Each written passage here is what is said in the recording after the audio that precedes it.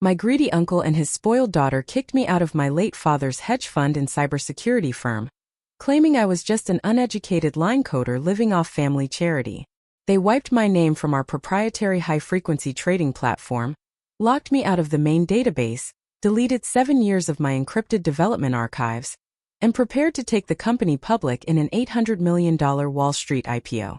But they made one massive, catastrophic mistake in their rush to become global financial elites. My name is Clara, and I didn't just write the security framework for that financial algorithm. I embedded an undetectable, deep-level forensic protocol that tracks every stolen dollar back to its origin. On the morning of their grand NASDAQ launch, I didn't just crash their fraudulent stock. I broadcasted their illegal laundering channels directly to the Federal Reserve, seized control of the entire server architecture live on international broadcasting, and watched the FBI drag them off the trading floor in heavy chains.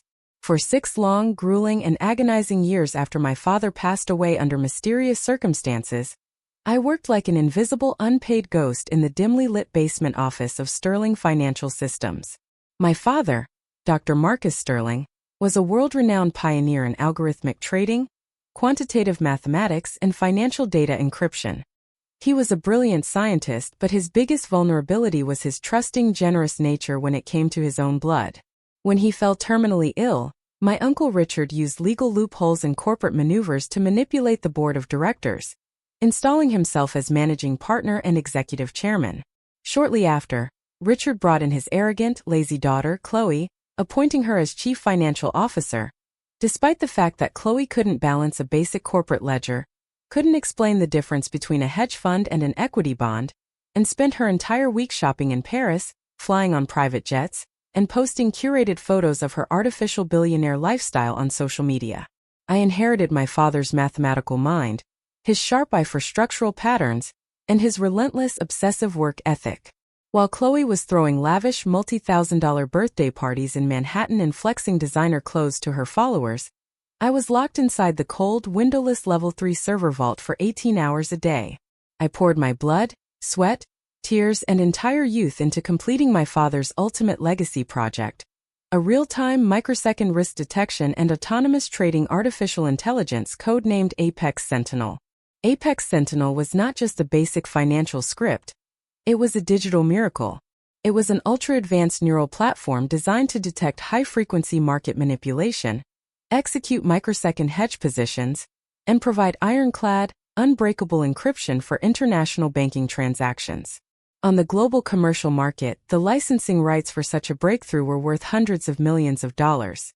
But to me, it was never about personal wealth, luxury cars, or corporate status. Apex Sentinel was my father's soul distilled into pure mathematics. It was the solemn promise I made to him on his deathbed, that his life's work would protect ordinary investors and bring total transparency to a corrupt financial world. My reward for 6 years of grueling solitary scientific dedication arrived on a freezing rainy Tuesday morning in late October. Uncle Richard summoned me up to the glass-walled executive penthouse suite on the top floor for what he claimed was a routine technical asset review. When I stepped into the soundproof, mahogany-paneled boardroom, Richard wasn't sitting behind his desk. He was standing by the floor-to-ceiling glass windows, holding a crystal glass of whiskey, looking down at the city skyline like a king surveying his personal domain. Sitting at the long marble conference table was Chloe, wearing a $2,000 designer suit, swirling a glass of champagne with a smug, condescending smile. On the polished table sat a single sheet of paper, an immediate, non-negotiable termination notice paired with a predatory, lifelong non-disclosure agreement. Richard didn't even have the decency to look me in the eye as he pushed a cheap plastic pen across the marble table toward me. He told me in a cold, monotone voice that my presence at Sterling Financial Systems was no longer required. He claimed that because I was emotionally unstable, antisocial, and lacked corporate executive vision, I had become a massive liability to the company's upcoming international expansion. He announced that Chloe was stepping in as the sole creator, Chief Technology Officer, and intellectual property owner of the Apex Sentinel project effective immediately. Chloe leaned back in her high-end leather chair, taking a slow sip of champagne, smirking right into my face. She told me that her name had already been officially registered with the Federal Patent Office and the Securities and Exchange Commission, as the primary inventor of Apex Sentinel. She boasted that a massive syndicate of Wall Street investment banks and European private equity funds had already agreed to underwrite their upcoming public stock launch, valuing the firm at a staggering $800 million.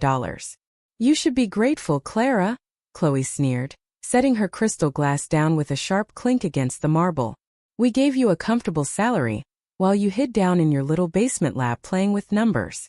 But real finance requires power, influence, and high society brand value. We're taking this family to the very top of the financial world.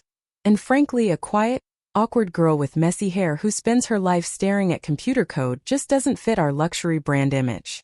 When I refused to pick up the pen and refused to sign away my father's life's work, Richard's polite mask shattered completely.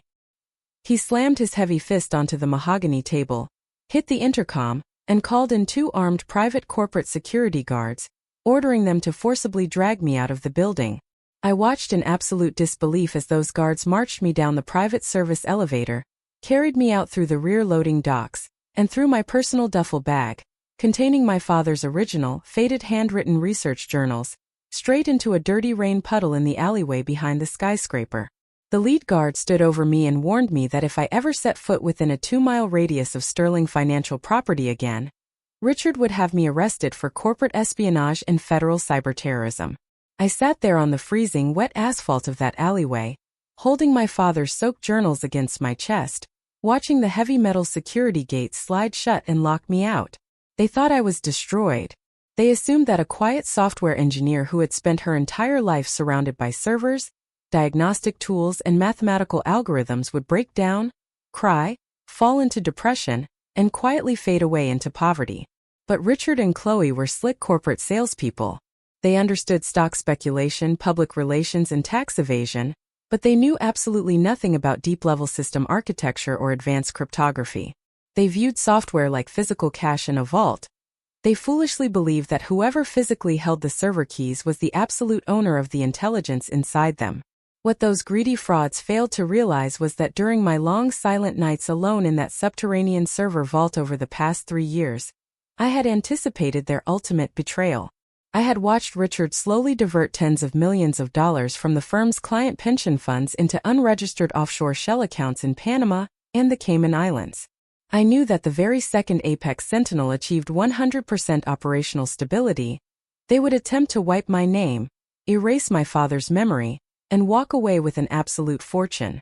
So when I compiled the final core operating kernel for Apex Sentinel into the master mainframe arrays 4 months prior, I didn't just program the neural trading networks and risk algorithms. I embedded an invisible deep-level forensic protocol deep within the central processing architecture, known in advanced cybersecurity as the Zero Trust Audit Trigger. The Zero Trust Protocol was an absolute masterpiece of digital engineering. It was programmed to keep the high-frequency trading engines, automated liquidity pools, and encryption keys operating smoothly only if the primary mainframe received a daily, multi-layered biometric handshake signal from my personal, decentralized server at home. If the mainframe missed that encrypted authorization handshake for more than 7 consecutive days, the Zero Trust Protocol would automatically trigger a quiet, self-sustaining forensic lock inside the system microprocessors. It wouldn't crash the server abruptly. Instead, it would immediately switch the software from execution mode to forensic audit mode. The system would freeze all outgoing trades, record every internal transaction, flag every unregistered offshore account transfer, and display critical security compliance errors across every terminal in the company. And because Chloe didn't possess the basic engineering intellect to read raw assembly code or network telemetry logs, she had no idea the Zero Trust Protocol even existed. She just walked into the executive demonstration room, looked at the glowing green charts on the dynamic screens, and assumed she was holding the key to $800 million. Exactly 7 days after they threw me into the rainy alleyway, the countdown expired. That afternoon, Chloe was attempting to run a live trading simulation for a group of senior technical auditors and managing partners sent directly by Wall Street's top underwriting banks. Naturally, when she initialized the primary trading engine, the master dashboard didn't show a stable green operational status. Instead, every display screen in the trading center turned dark amber, flashing critical compliance failures, frozen execution queues, and unauthorized access alerts. Panic set in fast. At 2:15 p.m., my private encrypted phone rang. It was an unlisted corporate burner line. I answered calmly. On the other end of the line was Chloe. The arrogant, condescending and smug tone she had used in the penthouse boardroom 7 days ago was completely gone. Her voice was trembling, cracking with pure panic and hysterical desperation. She screamed at me, accusing me of hacking the corporate servers, demanding to know why the system was refusing her administrative commands and throwing critical logic errors. She threatened to call the FBI and have me locked away in a federal penitentiary for 20 years for malicious corporate sabotage. I sat quietly by the window of my small, modest apartment, sipping warm tea, looking out over the city skyline, and spoke in a voice that was dead calm and ice-cold. "Chloe," I said softly, "if you are truly the brilliant chief financial officer, quantitative mind, and sole inventor listed on that multi-million-dollar patent application, then clearing a basic system security flag should take you 2 minutes. Why are you begging a talentless basement coder for help?" Before she could scream another word, I ended the call and turned off the phone. I didn't just sit in my apartment waiting, though. Passive waiting is for victims, and I wanted total, absolute, and unrecoverable destruction. Over the past 7 days, while Chloe was blindly celebrating her fake triumph, I had been working nonstop with Special Agent Marcus Vance from the Federal Bureau of Investigation's Financial Crimes Division, along with senior forensic auditors from the Securities and Exchange Commission and the Department of Homeland Security. I provided them with irrefutable, ironclad digital evidence. My original timestamp source code repositories dating back 6 years, cryptographic proof of my digital signatures embedded inside the microchips, raw mathematical logs, and forensic banking trails proving that Richard had illegally forged my father's corporate share transfer documents while he was incapacitated on his deathbed. Together, we carefully planned the ultimate trap, aiming directly at the most prestigious and high-profile moment in the global financial calendar, the NASDAQ opening bell ceremony at the financial headquarters in Times Square. The Times Square Trading Center was an absolute spectacle of corporate luxury and financial power. Over 300 high-profile guests filled the Grand Glass Auditorium, billionaire investment bankers, foreign diplomats, corporate lawyers, government regulators, and live international news crews with 4K broadcast cameras lined up along the raised balconies, streaming the event to millions of viewers worldwide. Richard and Chloe had spared no expense to make this morning their personal crowning achievement. In the center of the main hall, massive 60-foot high-definition LED displays projected glowing animated charts, live market tickers, and promotional videos celebrating the public launch of Sterling Financial. Chloe stood near the center stage wearing a custom $3,000 designer outfit, holding a glass of vintage champagne, speaking into a wireless microphone, bragging to reporters about how she spent countless sleepless nights in the laboratory, developing the groundbreaking AI algorithm. Richard stood beside the lead managing director of the Wall Street Underwriting Group, holding an engraved gold pen over a leather-bound IPO contract worth $800 million. "Today, ladies and gentlemen," Richard declared into the microphone, his voice booming through the master audio system, "Sterling Financial Systems opens a new era in global quantitative finance. We are officially taking our revolutionary platform public." The lead investment banker smiled, bringing his pen down toward the signature line, while Richard reached out his hand to press the ceremonial opening bell. "I strongly suggest you keep your hand off that button, Richard." A quiet, crystal-clear voice echoed through the venue audio system. The sound carried through the master speakers with such absolute authority and clarity that the entire trading floor fell into an instant dead silence. The background music stopped. The news camera operators immediately rotated their heavy lenses toward the main entrance. The heavy double doors at the entrance swung wide open. I stepped into the room, walking steadily down the center aisle. I was wearing a sharp, midnight black tailored suit, holding a sleek industrial diagnostic terminal. Walking directly behind me were 6 uniformed United States Marshals and 4 senior forensic agents from the FBI Cyber and Financial Crimes Bureau. Richard's face instantly transformed from a proud, smiling red to a pale, ghostly, and sickly white. He practically lunged for the podium microphone, screaming at the venue security guards to shoot me or drag me out, telling the crowd that I was a mentally unstable, disgruntled former employee who had been fired for incompetence. "Security won't step an inch near me, Richard. I said, my voice completely steady as I reached the stage and walked up the steps, standing right between Chloe and the billionaire investment bankers. Because I am executing a federal court order issued 2 hours ago by the United States District Court to freeze all assets and conduct an immediate forensic audit of the intellectual property you are attempting to sell.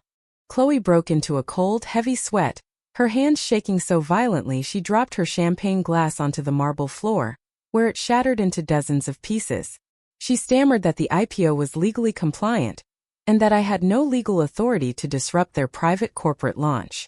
If this algorithm is truly your creation, Chloe, and if the platform contains real functional code, I said, looking her dead in the eye, then you should have zero objections to a quick 5-second diagnostic scan of the primary server link. The lead investment banker pulled his gold pen back, his eyes narrowing into cold slits as he looked back and forth between Richard's panicked face and my calm, unwavering composure. Hold the contract, the banker commanded his legal team. Let her run the scan. I didn't wait another microsecond. I raised my terminal, pointed the wireless diagnostic interface at the master control server rack on stage, and tapped the screen to trigger the final override signal. A deafening, shrill emergency siren screeched through the auditorium speakers. The massive 60-foot LED displays behind the stage suddenly glitched out, breaking into thousands of red lines of corrupted binary code, before resetting completely. Instead of showing Chloe's promotional slides or stock tickers, the giant screens began scrolling at lightning speed through thousands of pages of my original, timestamped code commits, my father's handwritten mathematical formulas, and live interactive financial diagrams displaying Richard's secret Panama shell accounts in glaring neon yellow highlights. And right in the center of the main 60-foot display, in massive glowing bold red text, the system output read, algorithmic integrity corrupted. Zero Trust Protocol activated. Fraudulent assets detected. All permissions revoked. Sole intellectual property of Clara Sterling. A massive collective gasp exploded from the audience of hundreds of Wall Street elites. Dozens of news reporters rushed toward the stage, flashbulbs popping like a lightning storm, capturing every single second of the absolute disaster on live international TV. What is the meaning of this? The lead investment banker roared, slamming his heavy fist onto the conference table. He turned to Richard, his face contorted in pure, unbridled fury. You absolute criminal frauds. You tried to sell our banking syndicate $800 million worth of stolen, dysfunctional, and laundered software. Chloe completely lost control. Her knees buckled beneath her and she collapsed onto the hard floor, weeping hysterically, grabbing her father's coat, blabbering incoherent excuses. Richard tried to back away slowly toward the dark backstage exit, attempting to disappear into the crowd of technicians. Richard Sterling. Chloe Sterling. The lead United States Marshal called out, his voice booming across the quieted trading floor. Four marshals stepped up onto the stage, blocking every single exit point. The lead officer pulled out a thick stack of federal arrest warrants, stepping directly in front of Richard. Richard Sterling, Chloe Sterling. The marshal announced loudly for every live news camera to record, you are under arrest for federal wire fraud, grand larceny, corporate IP theft, securities fraud, and illegal international money laundering. The officers grabbed Richard's arms, twisting them behind his back and snapping heavy steel handcuffs onto his wrists. Richard lost all his corporate polish, screaming obscenities at me, trying to kick at the agents as they dragged him across the stage. Chloe was lifted off the floor, sobbing uncontrollably, her designer suit rumpled and her face covered in tears as she was led past the very investors, journalists, and bankers she had spent months trying to deceive. I walked slowly over to the main server console, picked up the physical master security drive, and looked down at Richard as the officers forced him toward the exit doors. My father built this firm on honor, truth, and mathematical integrity to protect human lives and financial security, I said, my voice echoing clearly through the entire quieted room. You tried to build an empire on theft and lies, and you forgot the most fundamental rule of accounting. Every debt eventually comes due, and reality doesn't bend to greed. The legal aftermath was swift, brutal, and absolute. With the federal warrants executed and my original code repositories validated by the Supreme Court's Intellectual Property Tribunal, the state courts immediately stripped Richard and Chloe of all corporate shares and administrative authority. The forged share transfers were completely annulled, and full unencumbered ownership of Sterling Financial Systems, its research vaults, server architecture, patents, and headquarters was legally awarded back to me as Dr. Marcus Sterling's true legal heir and the proven author of Apex Sentinel. Within 2 weeks, I walked back through the front doors of the headquarters, not through the rear alleyway, but as chief executive officer. I fired Richard's corrupt board members, dismantled the fake marketing departments, and reinstated every honest engineer, researcher, and technician who had been pushed aside and mistreated under Chloe's fake management. I uploaded the biological decryption keys from my home server, clearing the Zero Trust protocol and stabilizing the real Apex Sentinel platform once and for all. But instead of taking the company public for $800 million to enrich greedy Wall Street speculators, I restructured the software into a transparent, open-access financial watchdog tool, partnering directly with regulatory agencies, nonprofit institutions, and small investor networks to ensure that my father's technology would prevent financial fraud across the globe. As for Richard and Chloe, their offshore bank accounts were completely frozen and seized by federal prosecutors to pay back tens of millions of dollars in fines and damages to defrauded clients. Today, they are serving a non-parole 14-year sentence in a maximum security federal penitentiary, spending their days doing hard manual labor, completely broken by the very greed that drove them to betray their own family. The fake founders were erased from history, the truth was fully restored, and my father's legacy was finally right where it belonged, in the hands of the daughter who built it from the ground up. My toxic relatives thought they could throw me out into the rain, erase my father's memory, and sell my intellect for a quick fortune, but they learned the ultimate unchangeable law of nature.